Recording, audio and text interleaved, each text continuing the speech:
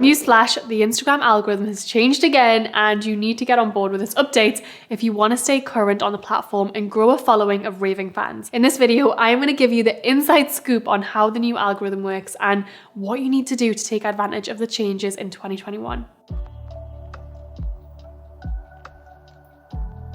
Hey guys, welcome back to my channel. I'm Natalie, CEO and co-founder of BOSSBABE. So if you're new here, this channel is all about supporting ambitious women. I share no BS, straight to the point strategies on building a personal brand, growing on social media, and starting and scaling online business.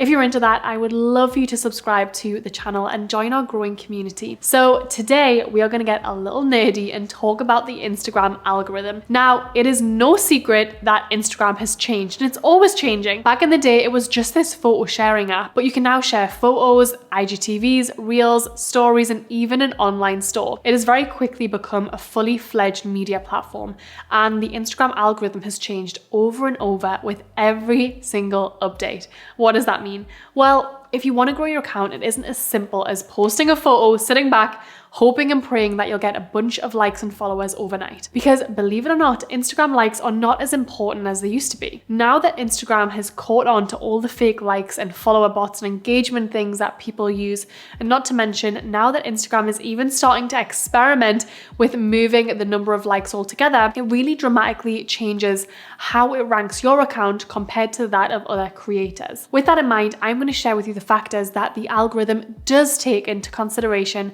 when it looks at your account. When it comes to new algorithm, what is important are all of the types of interactions that are being made on your account. The algorithm is tracking everything. And if you want to grow, you need to understand what data points it's interested in. The Instagram takes a look at your followers and all of the ways in which they are engaging with your content. It tracks the saves, the shares, the comments, and the likes. More than anything, Instagram cares about how long people are spending on the platform. It rewards creators whose followers stick around because the longer someone is on the app, the more time spent, the more advertisements they'll see, and the more money that Instagram and Facebook will make.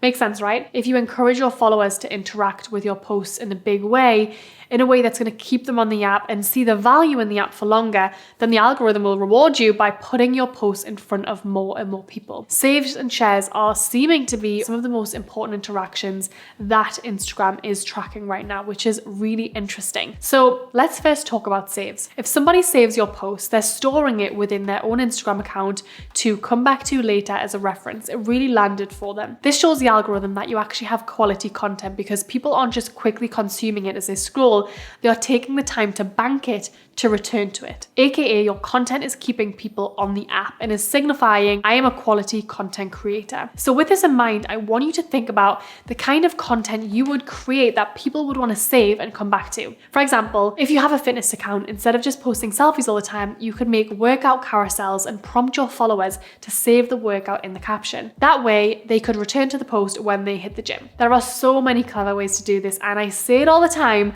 the best way to create content that's going to do well on Instagram is to research what content is doing well on Instagram. So take a look at other amazing creators in your niche and see what they're doing that's high performing, and seeing if there's a way you could incorporate that kind of technique into your own content. Next up is shares.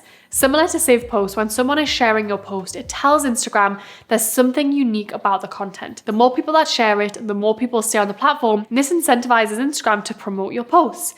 This is something we do really well at BOSSBABE and is a big secret to our success. We've created viral reels and quote posts that we create are made with this in mind. We are trying to create content that people want to share with their friends. The best way to create something shareable is to create something that triggers an emotion. It could be something that makes someone feel inspired and motivated and they want to tell their friends about it. The posts that go viral are often the ones that really make someone feel something positive and they want to share that feeling with other people. Lastly, let's talk about comments. Now, this is something that I cover in our courses at BOSSBABE, but for now, I want to talk about comment depth.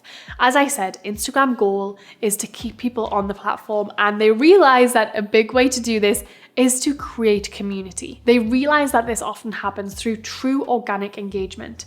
Content depth tracks how much people are truly engaging with your content. So the algorithm can tell the difference between generic comments like great post or 3 smile emojis and comments that are actually showing that people are interested in creating conversation on your account. They are asking questions or sharing their perspective. These are the type of comments that you're really going to want on your post. Now, I've just shared the 3 ways that the Instagram algorithm is tracking the content on your profile. So I want you to ask yourself this. Are you creating content that is promoting these types of interactions and engagement on your account?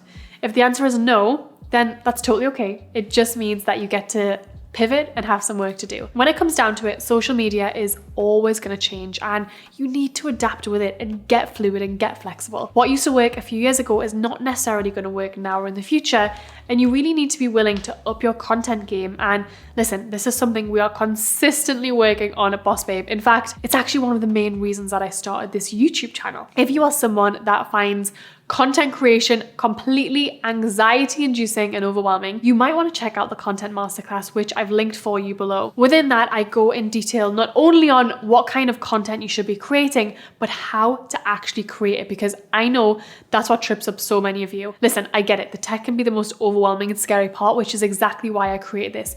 It's the most affordable course we've ever produced at BOSSBABE and shares the exact strategies and tactics we've used to create the content that's grown our audience to over 3 million across our social platforms. The link is below if you want to check it out. And if this video is valuable, I would love for you to subscribe to the channel. I put out videos every week. And if you've got questions about social media growth or online business, drop me a comment below. I'm going to do my best to answer them for you. I'll see you next week.